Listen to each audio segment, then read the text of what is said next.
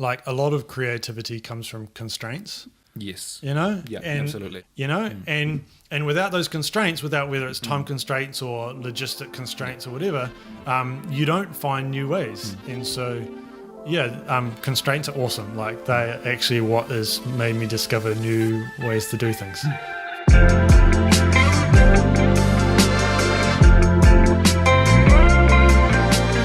Hello everyone, and welcome to the very first episode of Show Love, a wedding videography podcast where we'll be breaking down the creative process and hopefully learning some new skills that will all make us better storytellers. My name is Ben. I create wedding films under the alias Side Project Films, and joining me across the table as my very first guest is the one and only Jared Brandon from Perspectives Photo and Cinema. Jared, thank you for joining me. Hi, it's exciting to be here. So yeah, very exciting, cool. Very exciting, very nervous. For the first time. That's all right. Yeah. So, hats off to you for having the balls to do this. It's cool, you know. So there's many people overseas that are doing this and that about everything, but it's cool to have a Kiwi doing something like this. Yeah, really cool. Yeah, grows the community, and I like it. Yeah, podcast is something I've been wanting to do for a while, and I'm excited to see how it goes. Yeah. So for the first episode, I wanted something in terms of a topic that's quite big and broad and juicy for us to kind of dive into, and kind of what's bigger and broader than the creative process in general, really. How we cultivate it, how we find it, how we, sometimes force it when it's not coming as easily. Yeah. And but before we get into the main topic, I asked you to bring along a scene from one of your wedding films for us to talk through, for you to sort of break it down, and for us to figure out how you created the scene. So we're going to pop it on now, and I guess I'll get you to just sort of talk through what we're looking at, and then we'll go into breaking it down. Maybe if I hit pause. Yeah. Just a bit of background to the film, so you kind of understand it. Yeah. This is actually quite an old film. It's maybe 5 or 6 years old, but I like it, which is why we're having a look at it now. But we can get a bit more into the background of it in some sense soon. But basically, it's a little story. So the bride we were chatting before the wedding day, and the bride's like, they live in Pukekohe, and she works at a Line Red brewery. And I was like, okay, cool. And she goes, and my dad kind of likes that because he gets cheap and available access to beer. And she was just telling us, like, when we sit down with couples, like, what do you do for a job? Just standard questions. And she just told us that. We're like, okay, cool. And we kind of just fold it away as something that's probably not really that important, but nice to know. And then this happened on the wedding day. We were like, it's all coming together. And so, which is why it made the edit in the way it did. This is a little bit of a story about the bride and, the bride's dad, basically, and this is how it starts. So do we want to watch it fully first? Yeah, I reckon let's play it for everyone, and then we'll go back and talk about it, and then we can talk through it. Okay, cool.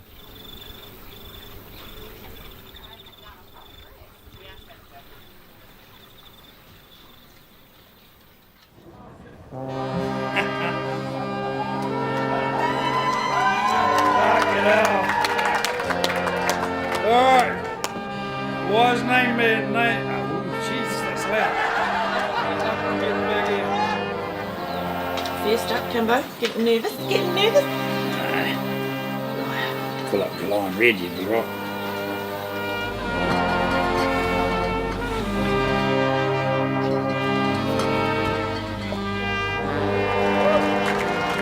Well, fuck Greg.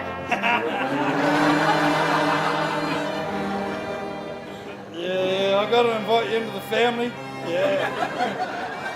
I've been told. Even though you seem to have been there for fucking years.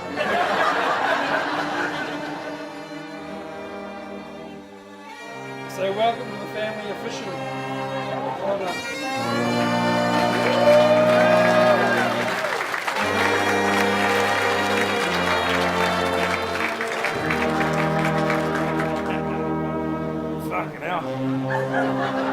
I think we all agree Samantha and Greg together make a fucking good team. So on behalf of Christian and myself, Josh and Jasmine,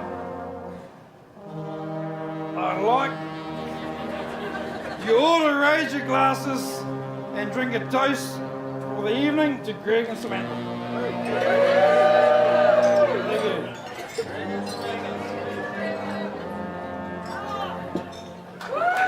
But it was a good speech. Like, I love it. He was just himself, which is nice. Yeah. Okay, so first things first is what I want to know is in the morning when you're shooting him, did you, because you got a lot of footage of him writing a speech. Yeah. Did you already have in your mind that you wanted to, use this speech in the film? Nah, so in most weddings, because sometimes there's a really good story in speeches, but you just don't always know how it's going to come out. And so if I see someone writing a speech, whether it's the bride or the groom or the dad or anyone, I normally just get 3 or 4 shots just as an insurance because it might work out good. A lot of times it doesn't, and I just don't use the footage at all. So I didn't know quite what was going to happen later that night, obviously, but you just shoot it in case. Yeah. And I arrive in the morning with plenty of time, so there's no rush. So yeah. Did you place him outside, or was he just outside by himself? I got there about 9 in the morning, and the bride was still in her pajamas eating Weet-Bix. Yeah. And I was like, okay, that's cool. Obviously, I'm not going to be shooting you right now. Yeah. But one of the reasons I get there early in the morning is because there's always a story that's happening. Yeah. And so he was literally just there. This is a purely candid moment. I didn't tell him anything. He was just himself. Yeah. Yeah. Other thing I was quite interested to hear your thoughts on was the music choice. Yeah. It's quite, I don't know if melancholic's the right word, but it's an interesting choice. It's, it's got that like kind of sad horn through the whole thing. Yeah. Why did I choose that? I just felt it fit. I just felt it was a little bit original and unique and a little bit different. And maybe because their wedding was a little bit kind of like Westy kind of bogan style. And I just felt that music kind of just fit it a little bit. Sometimes picking music is a little bit just gut feeling. I don't know if I can quite express it in words, but I just felt it fit really, really well. So, yeah. And I guess one more thing would be, was there any thought to trim down the sequence, or were you quite set on being quite sort of luxurious with his sort of belches and burps and sort of stumbles on like and sort of sort of thing, there would be room to turn this scene into, say, a 1 minute scene rather than a 2 minute scene. With how many like stumbles and oohs and ahs and fucks and stuff. Yeah. Were you always kind of set on really sort of so stretching that out? Just to put it in context as to how this fits in the overall film. So one of the options we have available is a 15-minute feature film. Yeah. And so this is the beginning of a 15-minute feature film. So it's not like so it's 3-minute highlights and the first 2 minutes is that. Yeah. So I have the opportunity to make it a little bit longer. Yeah. But a part of the whole story was he loves drinking Lion Red, and I hope I don't portray him, and I don't think I did, as a drunkard or anything like that, but he just likes drinking, and people drink at weddings, and that's okay. And he had no filter, and I didn't want to edit him to be this perfect guy that just delivers this amazing speech. I wanted it to be who he was, and I wanted to include the swear words. When he kind of had a little bit of a drunken moment, he's like, "Oh, sheesh, that's close," or something. I put an extra handheld filter in editing because it was on a tripod, but I shook it in editing and I blurred it on purpose because he kind of had a blurry moment in his head of going, hang on, I need to refocus. And if he needs to refocus internally, I need to refocus my camera. Okay, I want to see that. Is it here? He's like, "Oh, sheesh, that's close." So I shook the camera. And is that blur fake as well? I think in that one, it was actually because you can see me here. I was refocusing. I can see you on the focus. And wheel, so I think that first one was fake, real. Sorry, but then I think I did it once more and I faked it in post. But that's okay. That's cool. I like that. But it just adds to the story. I feel it gets inside his head a bit more. Yeah, no, that's awesome. Yeah. And then, how did the couple, like the bride especially, react to that scene? She's one of her favourite scenes. Yeah, she loves it. Yeah, love it. Yeah, and kind of the like, I don't know if we want to go this far, but my style of filmmaking is to tell unique stories, and that was, I want to capture it as it really is, and she loves her family the way it really is, and I don't want to turn it into something that it's not. Yeah. So awesome. Yeah. That's wicked, man. Anything else you want to kind of say about this before we move on? Maybe a little bit. So I could talk for hours on it, but there's little bits like the first shot. Yeah. So this is his home. Yeah. This is where this is their family home where she grew up, and I'll put him in the middle of the screen because it's his home, and the whole home surrounds him. Yeah. But I'm outside. I haven't, because the whole scene is about welcome to the family. It's an inviting the groom into the home. Yeah. At the moment, the speech hasn't begun. He hasn't been welcomed into the family. So where do I put my camera? Outside. Yeah. I'm not allowed in the shot in the home yet. Yeah. And then a little bit further, once he's been welcomed in, then there's a shot from inside the home. Yeah. So now we're in the home because now we're being welcomed in. Yeah. Nice. So little things like that. Yeah. Little things like they just add depth. The 100 mil, right close up on here. Yeah. Is the fact that like he's having a good laugh to himself. He knows what he's writing. He knows the jokes. Yeah. And he's so zoned in to what he's doing. He's forgot about reality all around him. He's forgot about the dog and the person over there. And he's just inside his head, as he's having a good laugh. Yeah. And so I'm like, how do I get inside his head? He's got tunnel vision. That's his experience. So I'm like, I need to have tunnel vision. I need to shoot a little 100 mil to get inside his head. And you can't see anything else but just him. Yeah.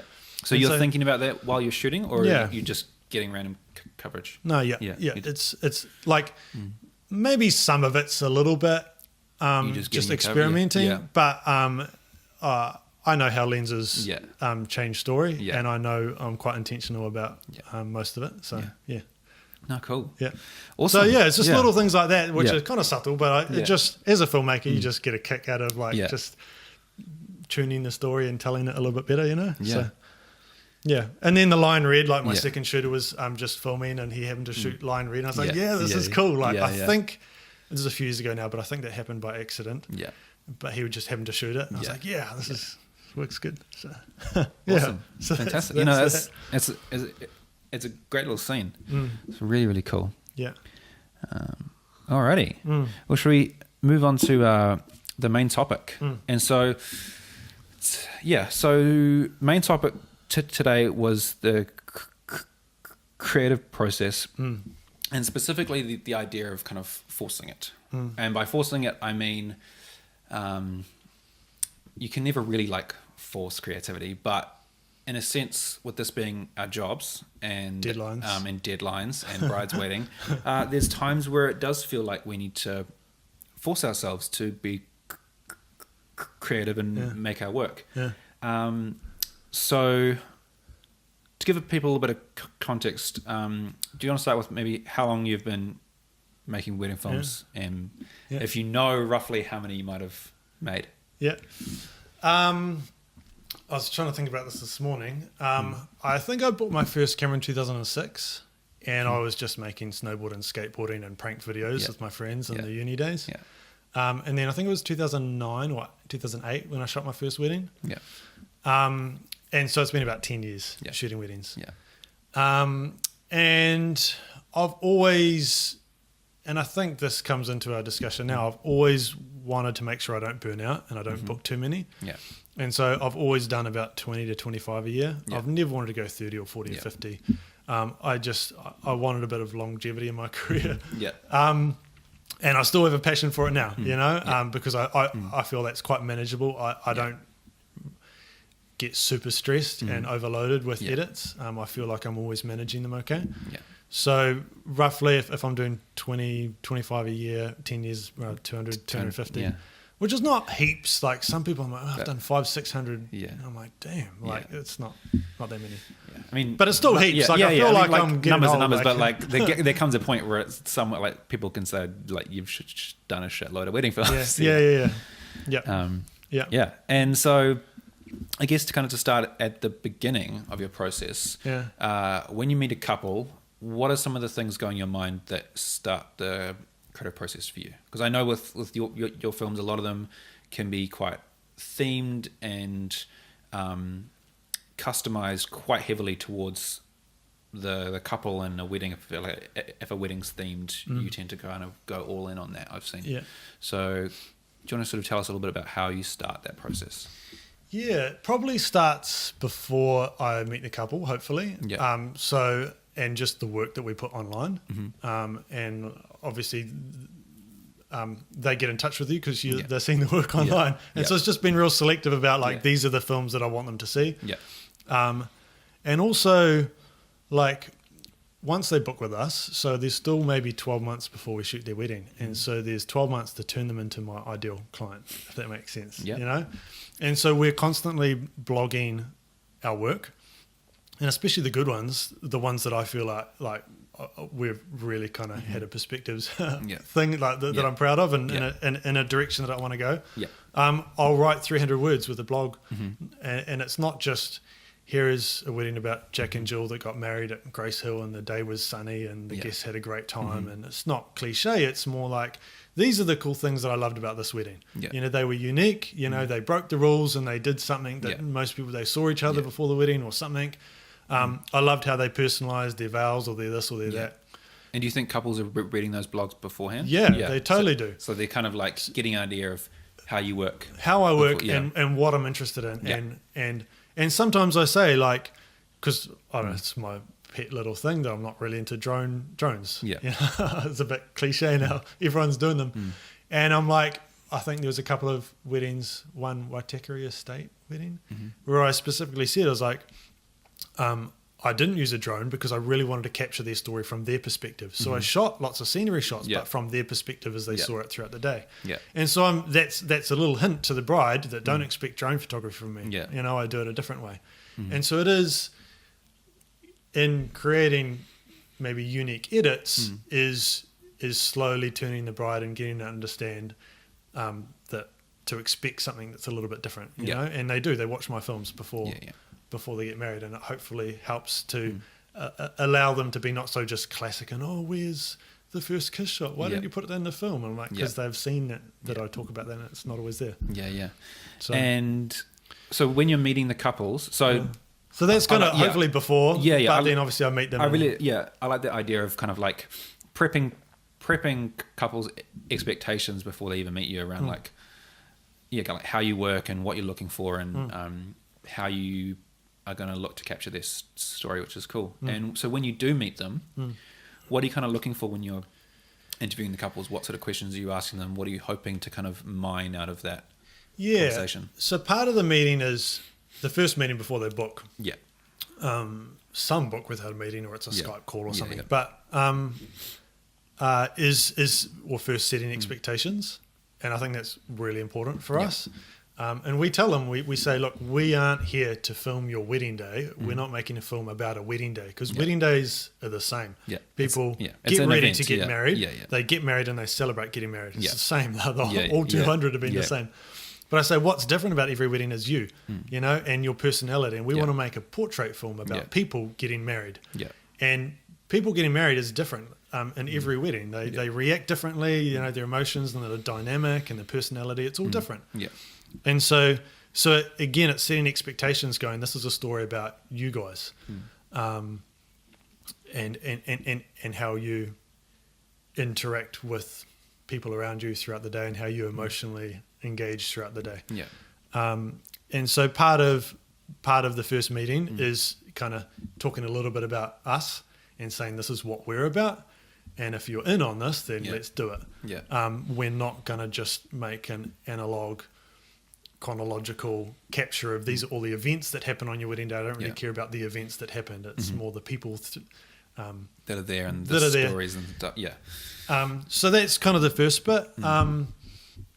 Especially we don't normally talk a lot about, or I don't normally get to know them a lot in the first meeting. I guess it's more that second meeting. Yeah, the second meeting is where it happens more. So like the second meeting when you're kind of really figuring out the couple and kind of figuring out what's going to make them, their film unique. Yeah. How do I go about that? Yeah, how do you go about that? What sort of questions are you asking? I think I don't want to dress it up like we have these amazing in-depth 2-hour dinner meetings where we just because it's not that. No. There are some times where I think most of it part of it's a logistics meeting, part of it's a get to know you a little bit more, but it's not always hey, we're into golf. And we love playing golf, and that's where we met, and da-da-da-da-da. Yeah. Because sometimes, you can get to know a couple really well, but those things don't come through on the wedding day. Yeah. Do you know what I mean? They might not get married at a golf course. And see, how do you capture their story when it's not through the wedding day? Yeah. So a lot of it for me is just meeting them and getting a feel for who they are as people and their personality. Yeah. Whether they're sitting really close together and real lovey-dovey, or they're a bit quieter, or they're bubbly, or they have heaps of excitement, or... So it's more just getting a gauge for just the type of person they are, as opposed to knowing lots of specific things about them. We do just have general chats about, what's important to you on your wedding day and things like that, and what do you like about our work, and we really like how you do this or that. I'm like, cool, and I can get a feel. And sort of hone in on what they're looking for. Yeah. I think the one other thing on that, though, is we do give them 2 questionnaires. Yep. One is what we need to know about you and your wedding day, and that's phone numbers and addresses and schedules and stuff like that. Logistics stuff. And the other one is what we want to know about you and your wedding day. Yeah. And that's where we ask more open-ended questions like, who are some of the characters in your family? What kind of habits do you guys have? When you get nervous, how do you react? Do you love your PlayStation, or do you have a dog that you really like, and so that's where they do talk through questionnaires a lot more about just who they are. I'm a daddy's girl, and my dad we just have such a tight connection. I'm like, oh cool, I'll definitely focus on that on the wedding day. And with that sort of more personality questionnaire, are you doing that in person, or it's online? It's online, so you get them to sort of fill it in. Yeah. I'm not the most extroverted, great conversationalist. I struggle a little bit with that. And so you are. The online questionnaire definitely helps, and they can take their time and just talk to me through that. Yeah, cool.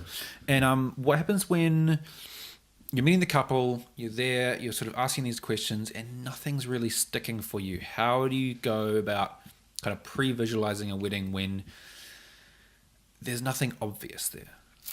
Because I know I've come across that with couples where it's just they don't have similar hobbies, or they're not. There's no unique theme. There's no theme in the wedding. It's 2 people who are in love, they're getting married, they're at a venue, do some vows. Happens. It's often not like a religious service, so there's nothing sort of to lock into there. You do sometimes get those couples. So what do you kind of do to sort of pre-visualize before those sorts of weddings? Yeah. Looking back at a year's worth of edits, I would say maybe 20 to 30% of my couples are kind of just vanilla. Yeah. Which is shady to say, but it's sometimes it just is. It's legit. It's going to happen. Yeah. But I think I have a little saying let the story move you before you move the story. And if the couple is a little bit, it's a harsh word to say, but vanilla, then we intentionally shoot a vanilla edit. We make it beautiful, and we put lots of time and energy into it, but we're not going to try and turn it into something that it's not. And we say to our couples before the wedding, I say, look, if you want a really relaxed, fun wedding, then we will do our best to capture that and give you an edit that's fun and relaxed. If we say, if you want it really glamorous and rich, then you've got to make it that, and we'll see that and give it back to you. If you want a really traditional by-the-book wedding where your vows are in sickness and health till death do us part, then we're going to give that back to you. We're not going to try and force some uber creative something on you if that's not who you are.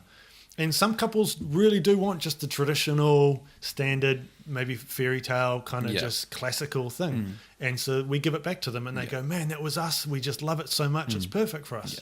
And it doesn't always push my buttons, but it doesn't have to. It's just got to be right for them. It's them. And I guess that's too around going back to your process on what you do before the wedding. It's around both balancing expectations, so the couple know what they're getting in for and know what to expect from their wedding film. Around, like, the film's going to be a representation of the day. It's not going to be a glamorous film if it's a kind of like and I'm not going to force. I'm not going to force like a super romantic track on them, like I used to do 8 years ago. If they're just a bubbly, fun couple, exactly. You know, but you could, if you didn't manage those expectations, like, people could maybe just expect something and it just doesn't work. It just doesn't work. So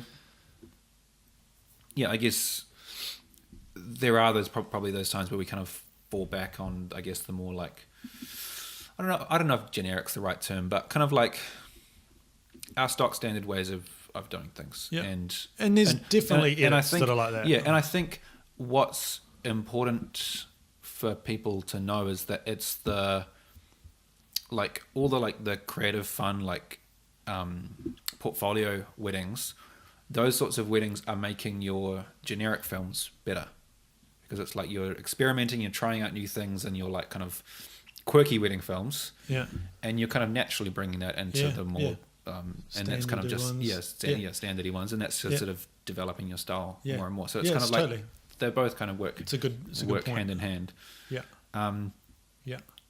And sort of for the flip side, the weddings that do have an obvious kind of quirk, or not so much a quirk as an obvious, I guess, theme or a hook or something you're going to like lock into in the edit.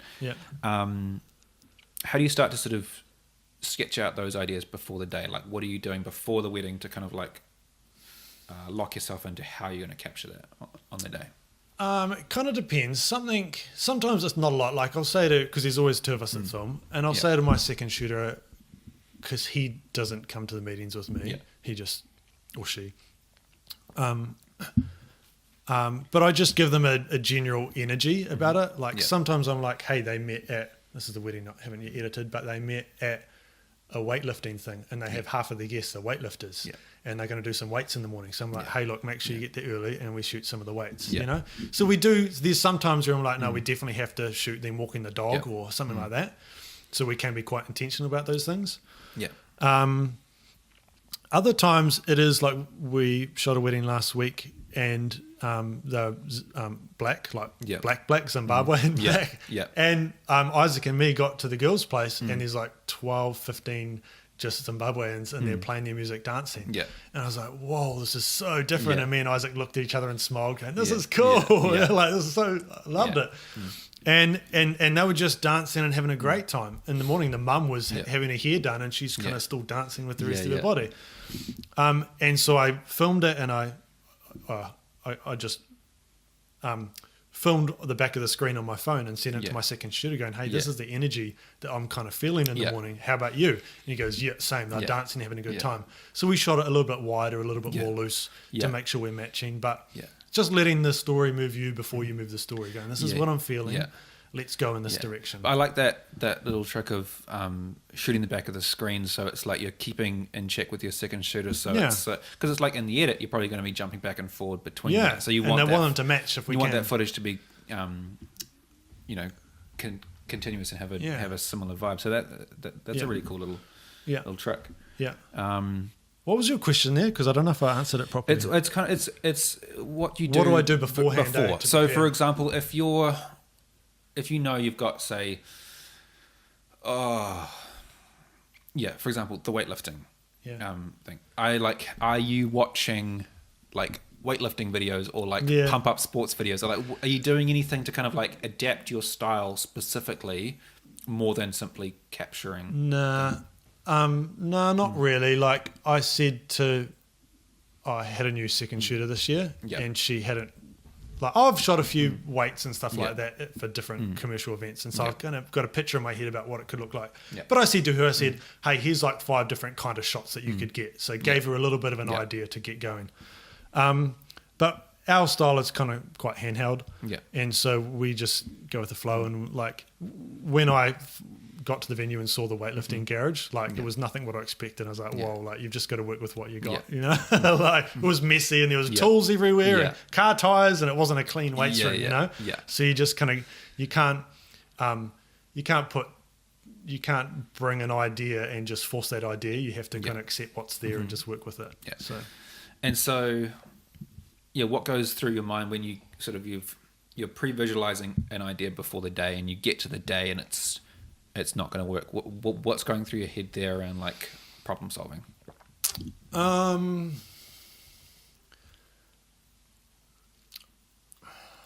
For example, the weights room, because you probably had an image in your mind about like, okay, I'm going to shoot this weights scene. Yeah, And I'm going to get there early and film them doing the weights, and then you get there and it's not what you had in your head. What are you doing to kind of like correct for that?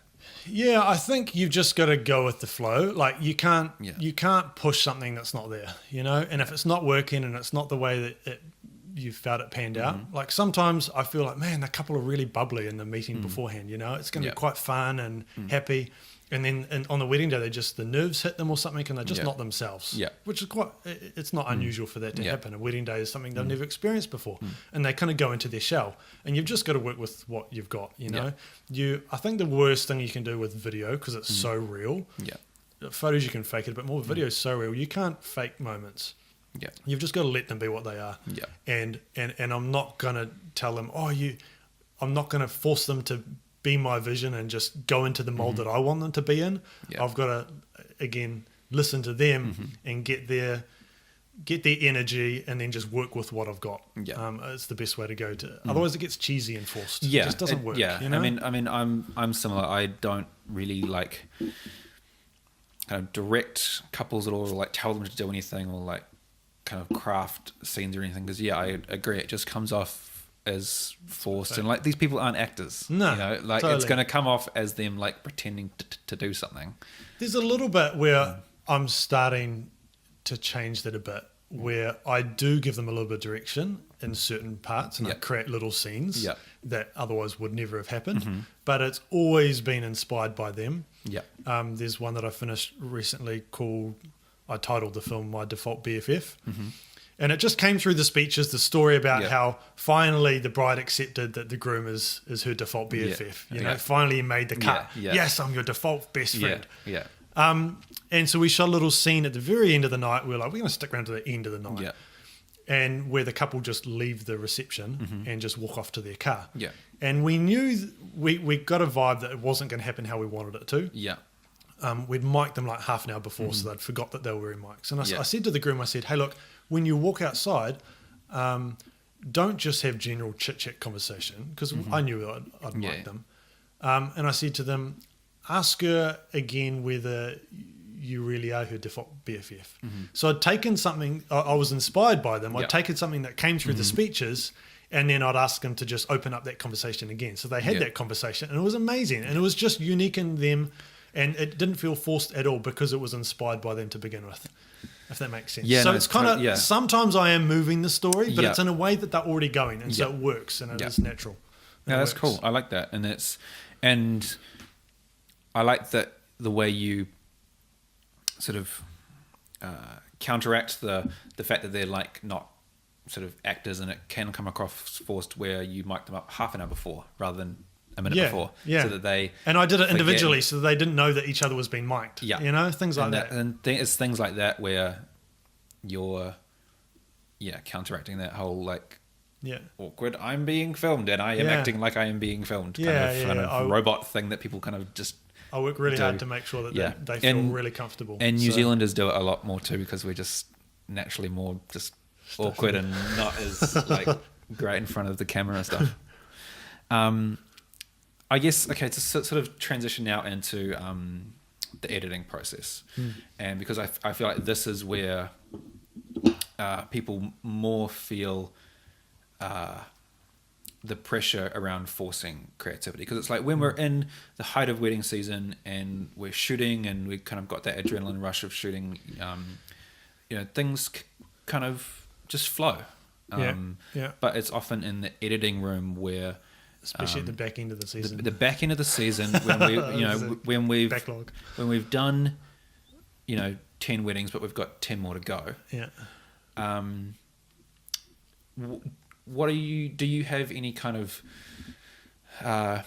workflows, systems in place that help you kind of manage that that feeling of pressure? Yeah, this is a little bit of a cheat answer, but it's kind of not. But the last 2 years of someone else has done most of my editing. Yeah. So I've outsourced it all and kept a close eye on it, and it's awesome and no worries. And so in some sense, I've actually had a lot of time, so I haven't felt that. Yeah. But that was 2 and 3 seasons ago. The season we're currently in, I've been editing because I didn't have him there anymore. And so I kind of have felt that. I've been way busier than normal.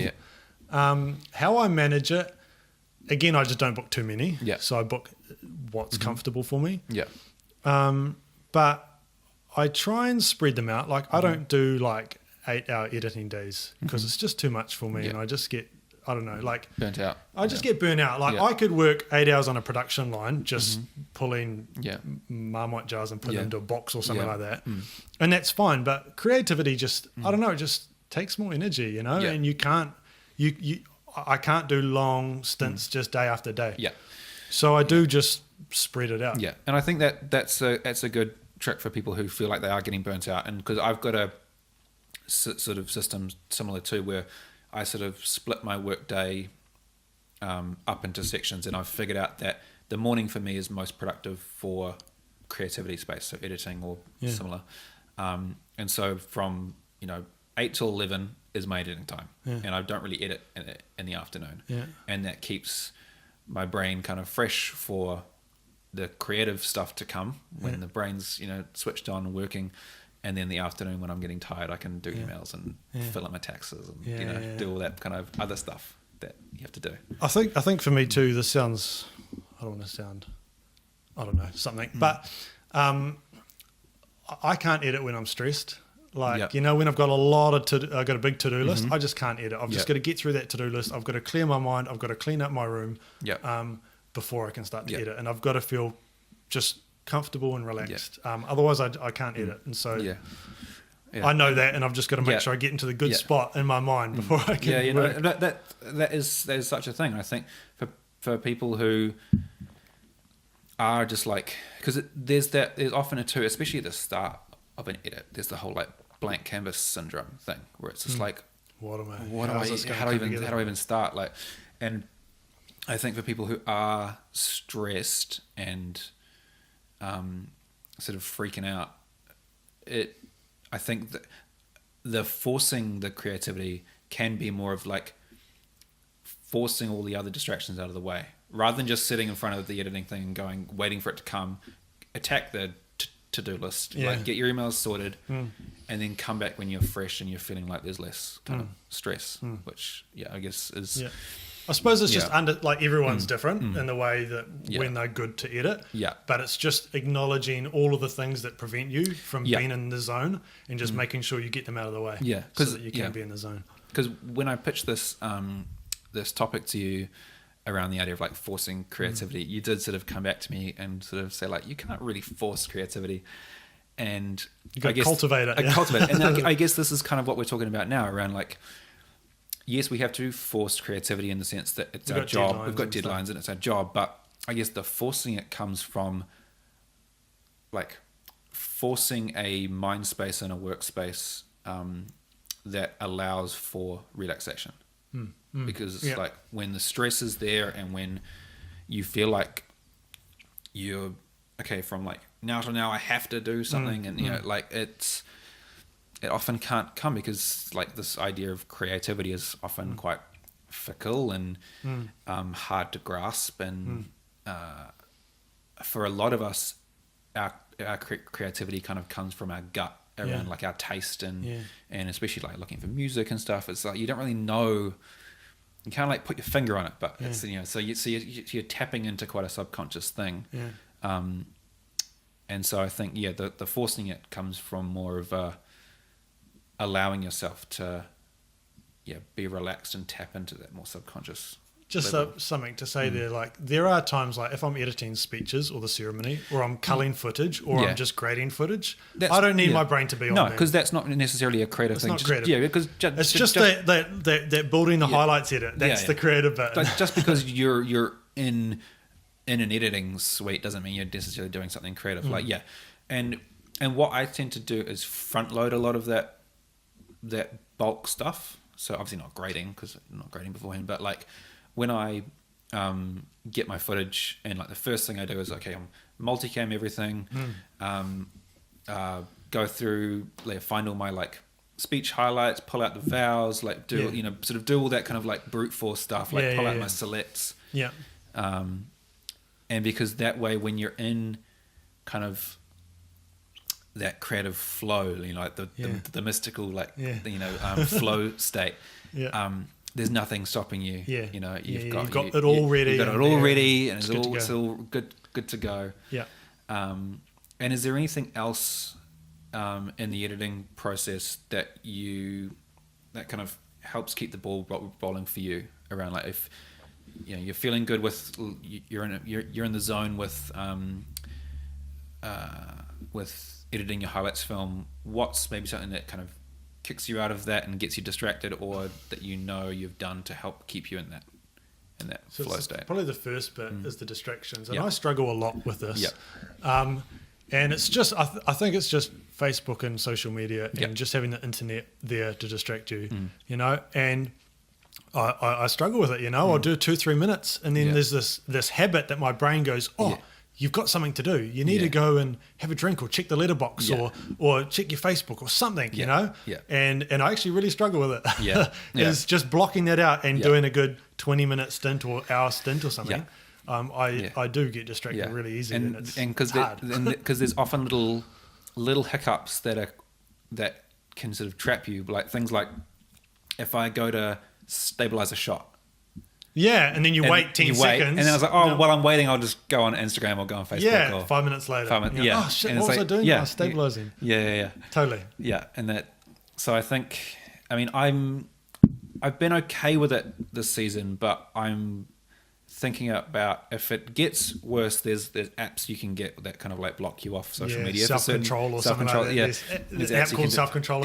So I think Apple even have stuff built in, but I mean, I've been wary around that because it's stuff that I kind of just like often just need on Facebook if I'm to like look something up or get a photo off someone's thing or something. But you know, there are those options there if you know that you have a problem with being distracted by things like social media. There are tools that you can use to kind of like block yourself off and kind of like force yourself into it's amazing those though. better habits. There was once a little bit of a sidetrack, but I can't remember how it happened, but I think I just forgot that there was a deadline due, and the couple were like, "Oh, where's our film?" And I was like, "Shit, I haven't even started editing it. I just completely forgot." And I started like 7 a.m, and it was just ceremony edit, speeches edit, and a highlights film. And I knocked the whole out in a day. The whole thing. I was like, man, when you really put your mind to it. You know, like ceremony 2 hours, speeches 2 hours, do a cull, that's 2 hours, find a song 2 hours, and then edit the highlights 3 hours. Like, you can do it. Like, when you put your mind to it, and like with your sort of daily work schedule, are you quite strict with your day, or do you kind of like move around? Depending on my emotional state as to what I do. Some days it's like 4 p.m. and I'm like, cool, I was going to edit at night. But something just unsettled me through the day and I'm just not there mentally. And so I just don't edit.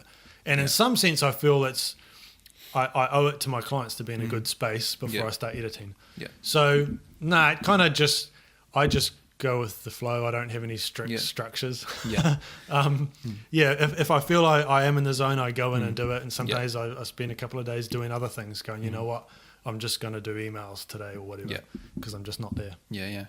Because I kind of have that luxury, you know. Yeah. I don't book myself out crazy busy. Yeah. I do allow myself a bit of freedom, and I like the lifestyle of not being crazy busy, and so I can afford to do that. Not everyone can. So, and because I used to work a bit like that, but when I went full time with this, and my wife works full time at a job at the Maritime Museum.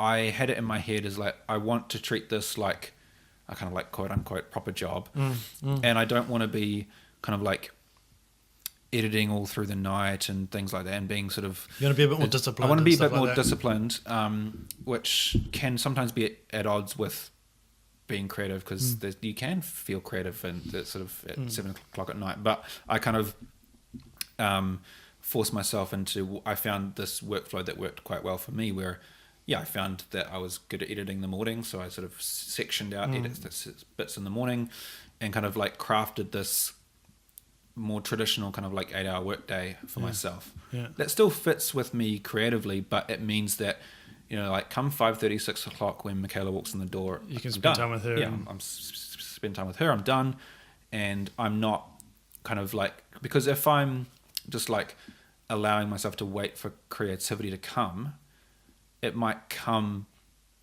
at 7 o'clock at night, but that's when I need to cook dinner, and then that creativity period is gone, and then and so I've found for me that kind of almost a more kind of brute force idea of like forcing my creative time has kind of worked for me, just in the way with my kind of family life, I kind of wanted to craft. Part of me would like to be maybe as disciplined as you, and it sounds a lot more professional to say that, you know, I have strict hours and you're really disciplined. It's a lot less romantic. It's not the kind of like creative romantic idea of like waiting for the experience to come, darling. My lifestyle, like I don't have a wife who comes home at 5 p.m. You know, I have just a bit more free time, so like that's how it is. I guess like the area of the day that you have to work with is bigger. So I just choose it a bit more. You can choose it. You can be a bit more fluid around those times where you do feel good to do that more creative work. I have I'm not going to get into it here, but a hobby that I hope to turn into a job one day in something else. But if that happens, like I'm going to have to be so more disciplined, you know. Like it's just. But I guess it's just working with what you've got at the moment. Like if your life doesn't require that kind of that strict schedule, then there's no real reason to force it in. It's only that I had priorities that I wanted to balance that led me down that path of crafting that more traditional 8-hour workday. And I guess we've gone over your work schedule. So I guess, so the idea of kind of like forcing ourselves to produce work over and over, and kind of like forcing that creativity. Do you feel like that, I mean, it's obviously impacted your work, but do you feel like there's any kind of like positive outcome from forcing yourself to create like film after film after film after film? Like what do you think we're kind of getting from that? I don't know if this is exactly addressing your question, but like a lot of creativity comes from constraints. Yes. You know? Yeah, and absolutely. Especially when I'm shooting, you know, the couple might be like, you know, we want to do the first look this way or something or other. I'm like, but that's going to be dumb, and I can't get my shots that I would normally get. Yeah. And I'm like, no, like work with it. Just find a new way to do it, you know? And without those constraints, without whether it's time constraints or logistic constraints or whatever, you don't find new ways. And so, constraints are awesome. Like they're actually what has made me discover new ways to do things. So, and that's in that sense when you're forced, like it's really good. It's like your drone stipulation. It's like that's a kind of a forced to find new ways to get restriction you put on yourself, which forces you to be more creative around other ways to capture. Other ways to do it. Not that I'm not totally against drones. But it's just within reason. Like, I feel that sometimes they're overused in some way. Well, I mean, I've done a similar thing around trying to limit slow motion, because I feel like slow motion can be a thing, especially 100 frames.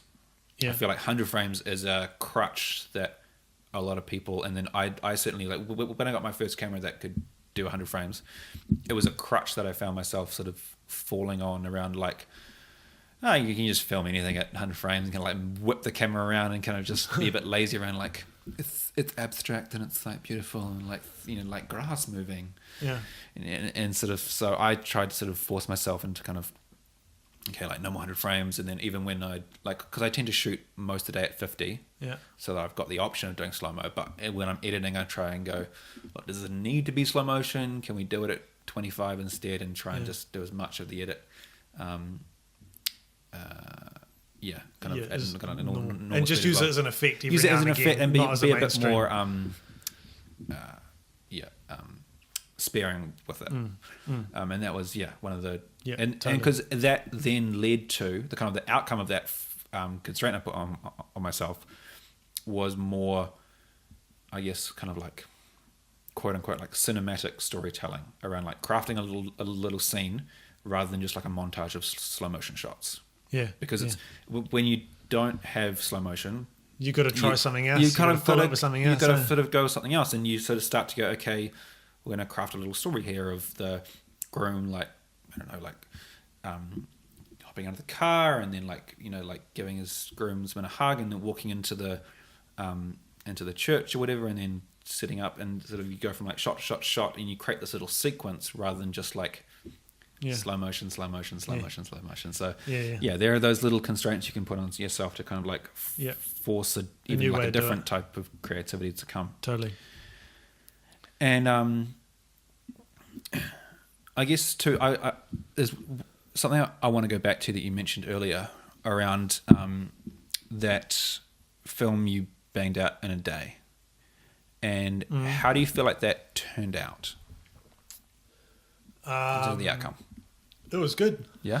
Yeah. Because that's kind of a great example of like you literally forced yourself. Yeah. Sit down. Yeah. Force yourself. Yeah. What do you feel like, and especially how that film differs maybe from some of your other films that took you a week or two to edit? Yeah. How does that film differ? Yeah. And if it doesn't, maybe talk a little bit about how you feel like that.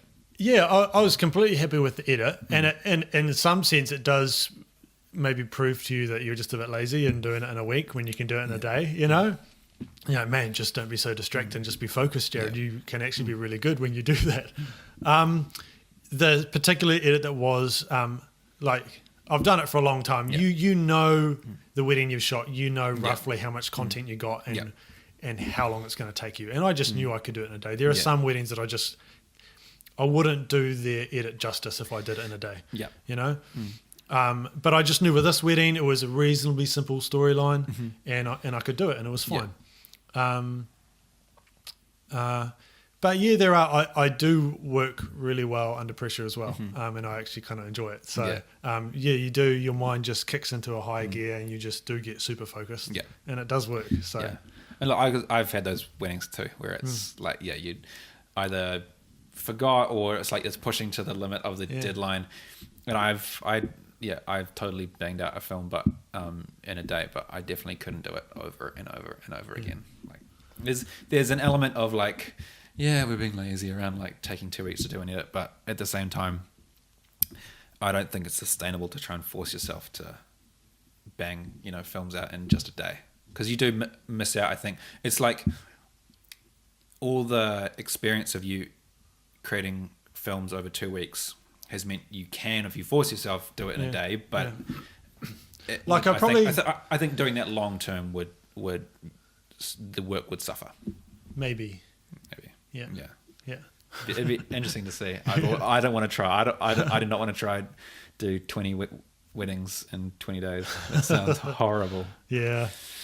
And I guess to kind of to finish off the main topic, I'd love to kind of get your opinion on how you feel like how much of your work is an iteration of what you've done. So kind of like you working on developing what you've done in the past, and then innovating new ways of telling stories. Because I feel like the innovation side is where a lot of the kind of like creativity comes, and what often is a lot harder to get and slower to come. Yeah. And how do you kind of balance iteration versus innovation in your work? Yeah. Like there's some weddings where you just get a good feeling there's going to be unique imagery that's happening, and you get a gauge for the couple, and like, are they quite a progressive couple? Are they going to be okay with something a little bit more unique, you know? And that's where you do really jump on it and push, going, this is going to be, I'm going to try and find something really innovative here. Short story, there was a couple where they said, like, we're going to have breakfast in the morning before we separate. And I was like, oh, that's cool. And I was like, do you mind if I just come to breakfast? And so I met them in their room at like 7:50 in the morning, chucked a few mics on them and got some conversation with them having breakfast. And then they went into the reception area, and she was telling him, like, you need to do this and this and this and this and this and this and this, and put this over here and do this. And I got all this conversation. It was really cool. And I've never kind of captured that kind of scene before. And so there are times where you're like, this is going to be a really more innovative product, and I know the client are okay with it. So you can push harder than maybe what your portfolio suggests. But you definitely, there are some couples you've got to be a lot more careful with. And you're like, no, I really can't push it too far. They seem a little bit more structured and classical. But yeah, when I'm editing, I do definitely think about, like, I think deeply about, you know, am I going down the right track here with this couple? Will they accept it?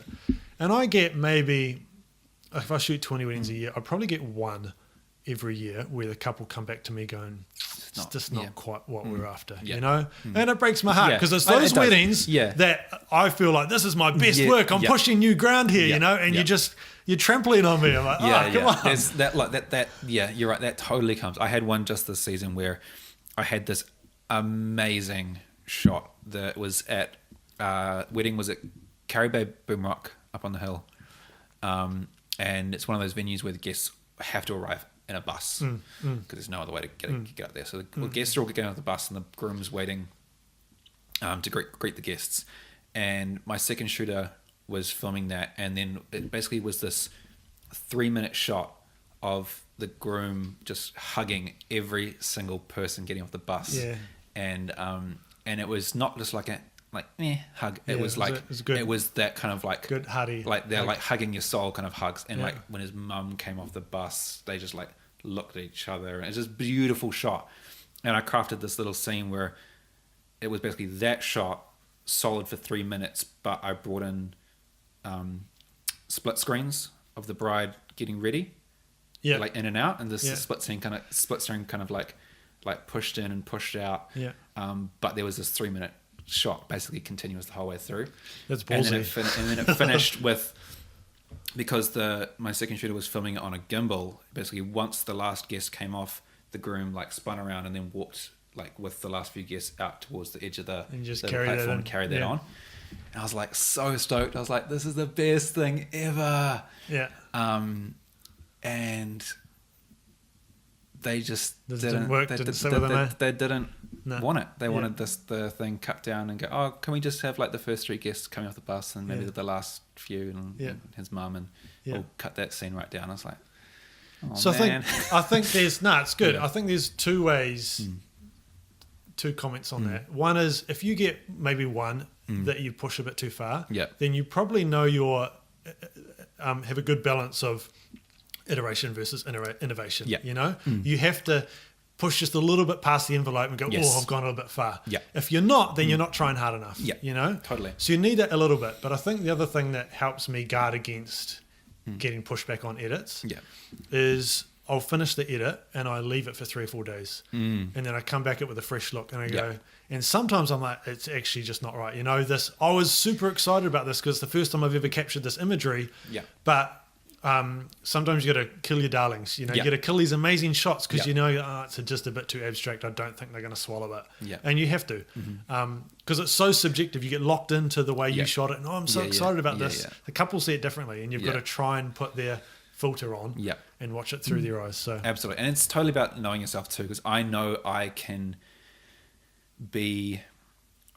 quite. I tend to gravitate to those long shots. It's something that in movies I've always loved. I've loved like the big one-ers. Yeah. And you want to bring that into your films if you can. Yeah, and then whenever we get like those really special, like cool gimbal shots or whatever that just like have the perfect little flow, like they could have been choreographed and they're just perfect. But you want to put the whole thing, but it goes on at 40 seconds. Yeah, 40 seconds to a minute, and it's like you want to put the whole thing in. But it's hard to cut it. It's hard to be disciplined to know what's right for that. Yeah. Yeah, totally. Yeah. Cool. Well, I mean, I'm kind of happy to kind of wrap the main topic up around there. I mean, I think we talked about some great stuff. Yeah, it was good. Around, especially around like creating a mindset for yourself that allows for the creativity to come. Because it's like if we've got to do it, it's more about creating the time that allows it to come. Yeah, or knowing yourself when you are creative, what are the conditions that work for you, and then maybe forcing everything else to get your shit together so that you can put yourself in that spot. Yeah. So it's like forcing the creativity is almost like forcing everything else around it. Yeah. And then allowing it to be cold. Exactly. Yeah. Totally. Yeah. And so to wrap up the episode, I kind of want to talk about something that's not related to wedding films, although the subject that you picked is still related to weddings. And so I wonder if you want to kind of start us off around your movie or TV show of choice. So I pretty much don't watch TV at all. I don't have a Netflix account or anything like that. Yeah. I occasionally just buy movies off iTunes. I don't really watch TV. The last series I watched was Breaking Bad, and before that was Lost, which is 10 years ago. But I somehow they just caught me and hooked me, this bloody Married at First Sight, Australian one. The dreaded. And it's just so good. Like, I just love it every day. When I watch it, I love it. But I was watching it, and it's hugely dramatic. The way they just like the editing is so much more dramatic than probably the reality actually is. And then my flatmate, she's watching the American Bachelor, and she just happened to plug it into the main TV. She normally just watches it on a laptop in her room, and so I watched it for one episode. And I was like, because it's kind of a similar theme. It's reality TV about falling in love, right? But I was like, this is so different. This just feels way different, and it just feels so much more genuine and rich, and it just pulled me right in. And I was just like, what is it about this conversation? Like, it's just, are they better actors or something, or is it just a genuinely more real connection? The Bachelor was better? Or The Bachelor. And I was like, man, what is it? And I was like, I finally clicked. I was like, they're not using music. I was like, whoa, there's like 2-minute scenes where it's just conversation. Whereas Married at First Sight is music through the whole thing, really dramatic. And it was... Because that's something that we definitely don't really do in wedding films is no take music away. Yeah. And you were talking about it before about something I can't remember. But when you use slow motion, I think, when you use too much of one thing, it kind of just gets lost. And then it doesn't have the effect that it should have. Yeah. And so it kind of inspired me in my films. I was like, part of creativity is question everything. And I was like, why do my highlight films have to have music attached to them? It's because it's the way we've always done it. But why do we have to have music in our highlight films? And I've often thought, I was like, I wonder if I can create an entire 4-minute film without any music. And I don't think I can. I think you do need music there. But especially my longer feature films, I'll go 40, 50 seconds without a song between different songs. And I'll just use ambient sounds or someone talking. And it really just goes, whoa, this is different. This, whatever's happening now must be really important because it's different from everything else. And it's good. You're totally right, because it's something that we've just fallen into the habit of like wedding films being music the whole time. Whereas it's like movies, documentaries, TV shows. Long times without music. They have super long times without music. And especially over dialogue.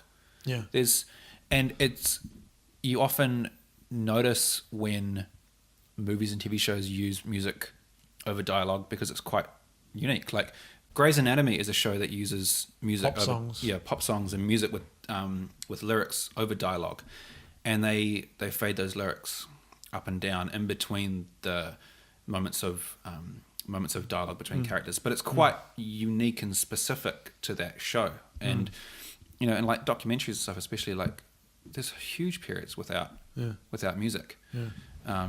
And so I think it's probably something that we could just experiment with and see just what start, happens. Just start your highlights film with 20 Yeah. seconds of maybe it's the groom's speech without music, and then Yeah. when people are watching it, shit, like this is different. Yeah. Like maybe what, you know? Yeah, and they'll probably do that thing around like that. They don't know why it's different until they realize. Yeah. Oh, And then the no music kicks yeah. in. You're like, oh, cool. Yeah, yeah. But Yeah. I don't know, like Yeah.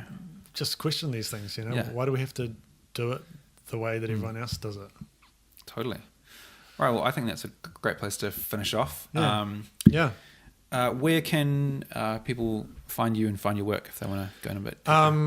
Perspectives.co.nz. Yeah. And then we have Facebook and Instagram. So that's pretty much us. Yeah, cool. Yeah. And Yeah. and then I'm Side Project Films if you want to look up my stuff. And That was fun. yeah. Yeah. Thanks, man. Thanks for coming along. And Yeah, no worries. hopefully, I'm going to start these out as once a month. So the next episode will be out this time next month.